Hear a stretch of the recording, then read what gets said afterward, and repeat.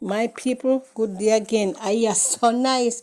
Me say, now the SSL saga come in, and you go and hear how Julian fix them, and you go hear the rebuttal that with this man name again, Christopher Tufton, him like he want get ignorant. You are your miserable pon the podium. Me say, people, you not go laugh when you hear this part of it.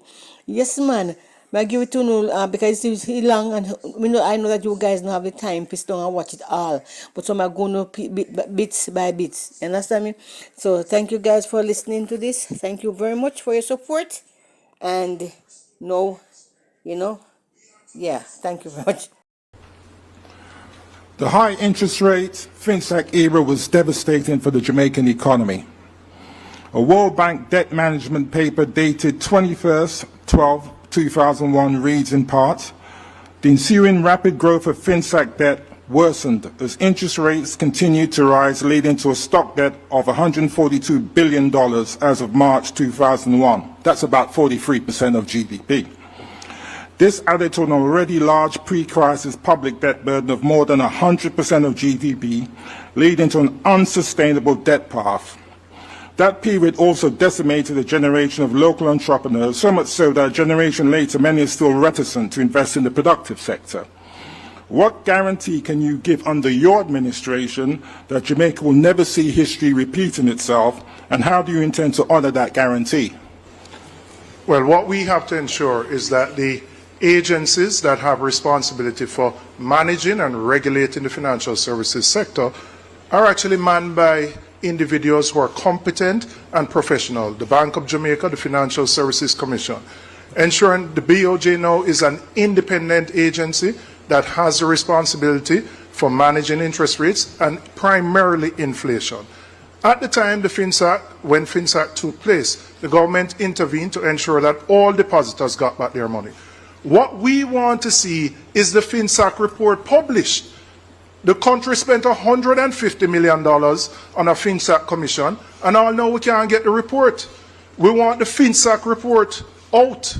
And while you are at it, we will publish the SSL report, because we noticed that depositors have gotten $2.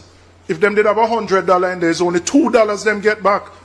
But the most honorable Prime Minister got all his money out of SSL before it collapsed. That is what justice means.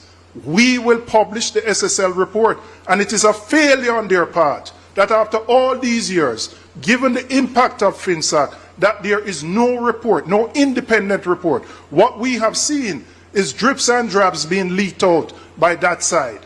So when we talk about FinSac, let's get all the facts on the table and release the Kroll report from SSL.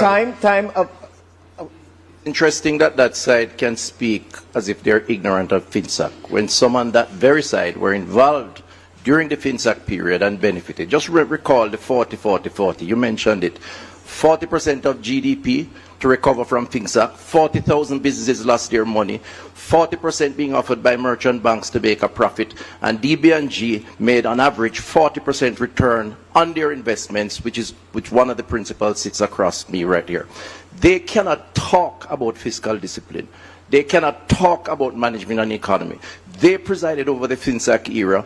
They drove people in some instances to commit suicide based on news reports.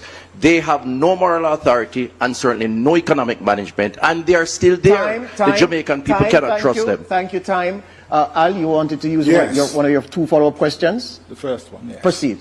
The JLP government has presided over macroeconomic stability. Public debt has come from over 140% of GDP in 2013 to 70% in fiscal year 24-25.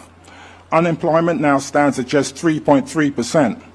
According to Statin, as of July this year, Jamaica's annual headline inflation rate stood at 3.3%. The Bank of Jamaica says as of August 12, 2025, Jamaica's gross international reserves stood at US $6.2 billion. The World Bank, the IMF, the rating agencies all commend Jamaica for this economic performance. How will a PNP government build upon and improve this trajectory?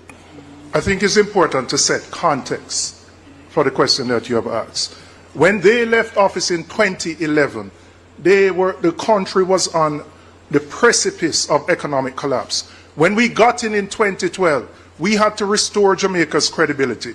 We had to establish EPOC. We strengthened and enhanced the fiscal rules. We legislated the debt to GDP ratio so that any government, PNP or JLP, had to pay down that debt. Portia Simpson Miller and Peter Phillips started that race. We passed the baton. We are the persons responsible for the fiscal responsibility that exists today, and we will continue that when we get into office again. Time, thank you. The Team JLP, you have 45 seconds to rebut. I am so glad that you named all of those improvements that we've had in our economy. When the PNP was in government, they took a wrecking ball to our economy, and that's a fact. When we took office 9 years ago, we saw high unemployment, we saw high debt, we saw high crime too, and we saw failing infrastructure. And this administration got to work, working on all of those areas. The PNP does not know how to be fiscally responsible. And we have seen that in our history time and time again. And so the data is there. The data shows the Jamaica Labour Party knows how to do it. Time. Let's take a question from social media. Amoy?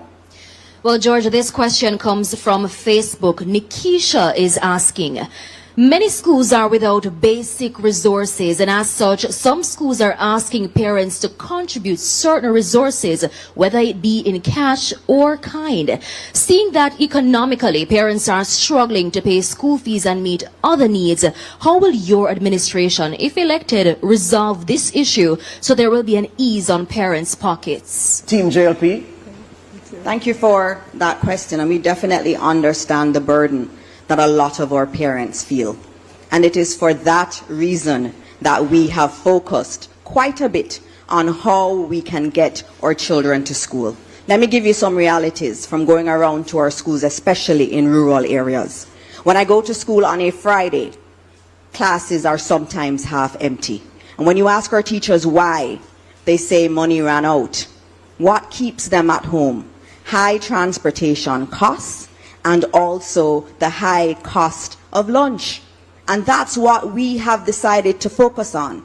The rural school bus system is precisely because of that. I had one mother in St. Thomas say to me, it costs her $1,200 a day to send one of her children to school, and that it is so expensive that she ends up having to choose which one goes to school sometimes. We cannot have a country like that. In addition to that, in terms of our meals, we have expanded meals to 5 days a week for those on path who need it the most. In addition to that, we're now going to be adding breakfast to our students in our schools that are the most underperforming. All of that on the backs of the hard work of Minister Williams and the Ministry of Finance team. We understand the costs, and we're working hard, including in providing more books in the public sector so that our parents can have less of a burden. Time.